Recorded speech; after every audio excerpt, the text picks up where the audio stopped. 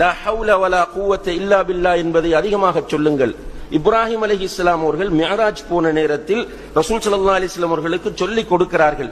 இந்த லா ஹவுல வலா குவத்த இல்லா பில்லா என்கிற திக்ரை உன்னுடைய சமுதாயத்திடம் போய் அறிமுகப்படுத்தி இதை அதிகமாக சொல்லுமாறு அவர்களுக்கு நீ சொல்லு. ஏனென்றால் இந்த திக்ருடைய சிறப்புகளை நம்ம பார்க்கும்போது இது கன்சும் மின் குனூஸில் ஜன்னா, சுப்ஹானல்லாஹ், சுவர்க்கத்து பொக்கிஷங்களிலே இது ஒன்று. பாபும் மின் அபுவாபில் ஜன்னா, சுவர்க்கத்து வாசல்களில் இது ஒன்று. கர்சும் மின் கிராஸில் ஜன்னா, சுவர்க்கத்து செடிகளிலே இது ஒன்று என்றெல்லாம் நபிகள் நாயகம் ஸல்லல்லாஹு அலைஹி வஸல்லம் அவர்கள் சொல்லி இருக்கிறார்கள். அப்ப இந்த திக்ருகள் இது எந்த நேரமும் ஓதக்கூடியது.